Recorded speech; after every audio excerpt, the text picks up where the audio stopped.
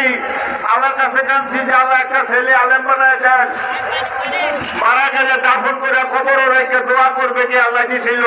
আমার বাড়ির সাথে 10 মিনিট আগে থানা থেকে আমার বাড়ির থেকে উনি বলছে যে আমার হাতের কাছে কবর সন্তান কইলা গাড়ি দিতে আমার হতে রে। আর নবীজি বলছে ওখানে হকানি আলেমকে ইজ্জতে বলে আমি নবীজি ইজ্জত করলো, আর মুসলমান একটা আলেমকে গালি দিছে। আমি আর কি বলবো বাবা, আপনার কাছে বিদায় নিলাম। আসসালামু আলাইকুম ওয়া রাহমাতুল্লাহ।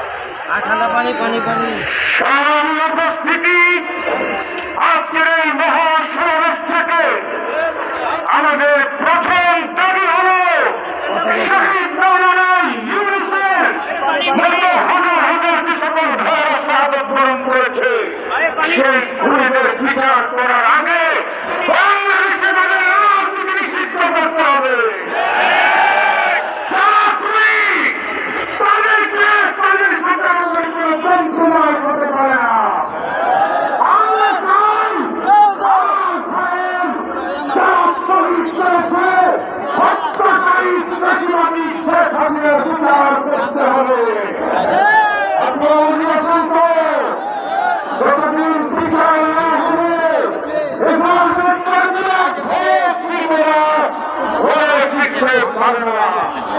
এই মুহূর্তে ঢাকা মহানগরী বাড়িঘর থানার সম্মানিত আহ্বায়ক জনাব মাওলানা আমজাদ হোসেন হেলালি।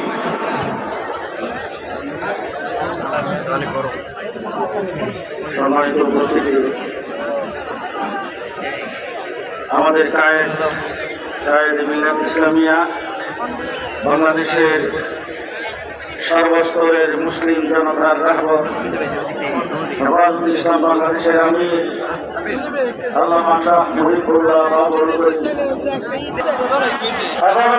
বাংলাদেশ কর্তৃক আয়োজিত আজকের এই মহাসমাবেশে এই কথা প্রমাণ করে এই দেশের আওয়ামী মনোভাব সর্বস্তরের তৌহিদি জনতা ইমানি ভাইয়েরা আল্লামা জুনাইদ বাবুনগরী রাহিমাহুল্লাহ একদিন বলেছিলেন যে আমি কখনো যদি ক্ষমতা পাই তাহলে সাতবার শহীদদের প্রতি ফোঁটা রক্তের বিচার আমি করব।